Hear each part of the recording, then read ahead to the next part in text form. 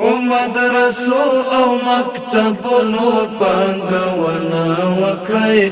راځئ د دین په مرکزونو پانګونه وکړئ راځئ د دین په مرکزونو پانګونه وکړئ د ماشومانو د روزنه او پالنه پکار د ماشومانو د روزنه او پالنه پکار په ګل غوټیو ګلابونو پانګونه وکړئ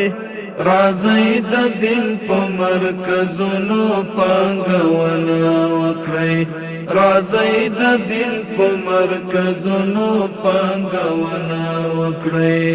او مدرسو او مکتبونو پانګونه وکړئ راځئ د دین په مرکزونو پانګونه وکړئ راځئ د دین په مرکزونو پانګونه وکړئ